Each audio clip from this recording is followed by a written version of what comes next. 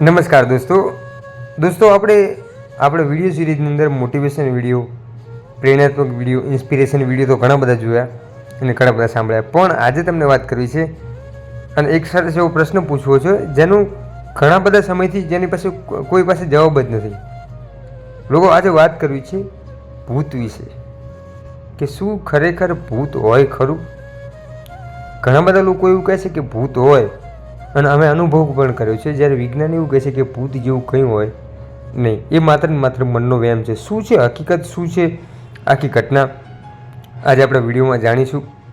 મેં અમુક વાતો સર્ચ કરેલી છે, જોયેલી છે અને સોશિયલ મીડિયાની અંદરથી ક્યાંકથી પ્લેટફોર્મ પરથી લીધેલી છે. હવે સાચું ખોટું ખબર નહીં, એ તમે નક્કી કરજો કે ભૂત હોય કે નહીં. પરંતુ જ્યારે કોઈ વ્યક્તિ એવું કહે છે કે મને ભૂત દ્વારા સતાવવામાં આવે છે, કે મને ડરાવવામાં આવે છે અને મને એનો અનુભવ પણ થયો છે, એવું લોકો વ્યક્તિઓ કહેતા હોય છે. જ્યારે અમુક લોકો એવું કહેતા હોય છે કે ભૂત હોય જ નહીં, વિજ્ઞાન તો એવું જ કહે છે કે ભૂત જેવું કંઈ છે નહીં. તો આખી ઘટના શું છે? તમારું કેવું શું છે? ભૂત હોય કે ન હોય? મને આજ સુધી કોઈ દિવસ કોઈ એવી ડરામણો અનુભવ થયો નથી કે હું કહી શકું કે હા ભૂત હોય, એવું મારાથી તો ન કહી શકાય. પરંતુ અમુક વ્યક્તિઓ એવું કહેતા હોય છે કે મને રાત્રે અમુક એવા અવાજો સંભળાય છે, કે હું અમુક એવી જગ્યાઓથી પસાર થઉં છું તો ચીસો સંભળાય છે, બાળક રડતું હોય એવું લાગે છે. તો શું એ વ્યક્તિ ખોટો? શું એ વ્યક્તિ તદ્દન ખોટું બોલે છે? હવે આમાં કરવાનું શું? આખી ઘટના શું છે? ભૂત હોય કે ન હોય?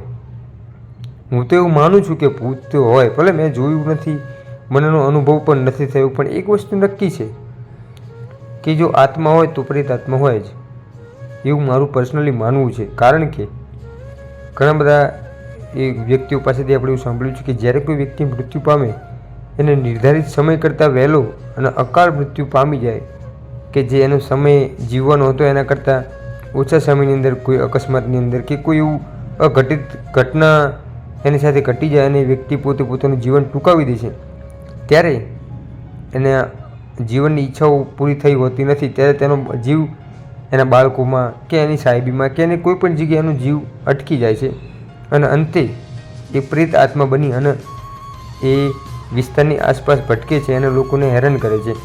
એની પાછળ એવી કાળી શક્તિઓ હોય છે, એવી અંધકારવાળી શક્તિ હોય છે જે લોકોને ડરાવે છે, બીવરાવે છે અને કંઈનું કંઈ એવું એની સાથે કરે છે. જ્યારે આત્મા એ શુદ્ધ છે અને એમ કહેવાય કે એ એક ઉર્જાથી ભરપૂર હોય છે, એની અંદર સકારાત્મક ઉર્જા હોય છે, નકારાત્મક ઉર્જાઓ નથી હોતી. એટલે હું એવું માનું છું કે જેમ આત્મા હોય એમ પરમાત્મા હોય જ. પરંતુ વિજ્ઞાન ભલે એવું કહે છે કે ભૂત જેવું કંઈ નથી, પણ હું એવું માનું છું કે જ્યારે ડર લાગે છે એ ભૂત કરતાં પણ ભયંકર વસ્તુ છે. એ ડર જે છે આપણા મનની અંદર, ચાહે દિવસે હોય કે રાત્રે, બસ એ જ ભૂત, એ જ પ્રેતાત્મા, એવું મારું માનવું છે. હવે સાચું શું ખોટું શું એ તમે લોકો નક્કી કરજો અને તમે લોકો કોમેન્ટમાં જણાવજો કે શું હકીકતમાં ભૂત હોય કે લોકો એમ જ માત્ર અફવાઓ ફેલાવે છે. એ ભગવાન જાણે હોય કે ના હોય, પરંતુ મારું મન એવું કહે છે કે ભૂત હોય. દોસ્તો, જો તમને ક્યાંક ને ક્યાંક અનુભવ આવો થયો હોય તો તમે પણ કોમેન્ટ બોક્સની અંદર જણાવજો કે અમારી સાથે પણ આવો ઘટના ઘટેલી છે. ત્યાં સુધી મળીશું એક નવા જ કંઈક અજીબ વિડીયો સાથે. જય માતાજી.